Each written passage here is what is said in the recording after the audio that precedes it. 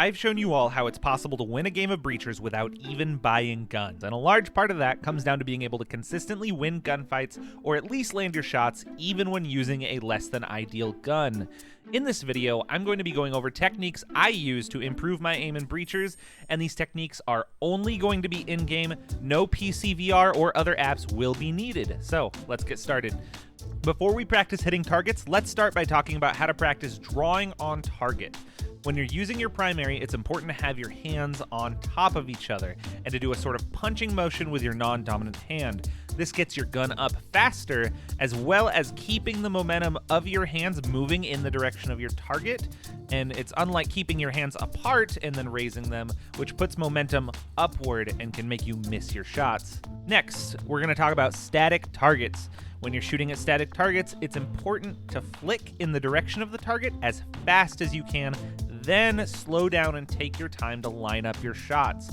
Find a rhythm, and then when that feels too easy, increase the speed at which you shoot the targets. Do this with your pistols and your primaries separately, because these are separate mechanics in VR shooters. Now, this is perhaps the most important skill when it comes to aiming in Breachers, and no one is talking about it. You need to practice tracking a target.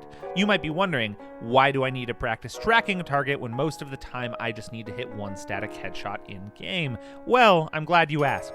Tracking a target is the process of making constant small adjustments. And most gunfights, even on static targets, will be won based on who makes a small adjustment faster, and this is exacerbated when you're on eco rounds and need to land multiple shots to take down an opponent. To practice tracking, try following the moving targets on level 3 in the target range for a few minutes.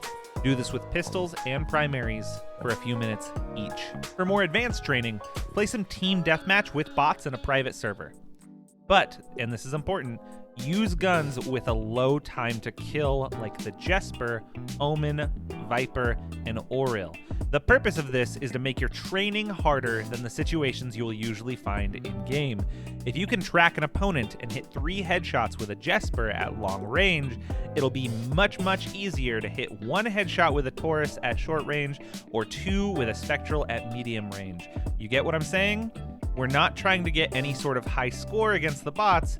We're trying to make our gunfights a little difficult so in-game situations feel a little easier. Once you start to get comfortable with low TTK weapons, play with the Taurus and the Cadillo and work on your first shot accuracy. Take the time to line up your shots again and make good habits. Additionally, you can practice recoil control and target switching. But of course, these training techniques won't do you much if you don't do them consistently. Making a habit of practicing will help you build muscle memory and, most importantly, improve control of your fine motor skills, which are transferable to every VR FPS. But also, please be patient with yourself. In competitive games, you win or you learn, and even when you lose, I hope you are kind to yourself and you learn from it. My name is Gaijin. If you want more VR FPS content, consider subscribing. But no matter what, thank you so much for watching.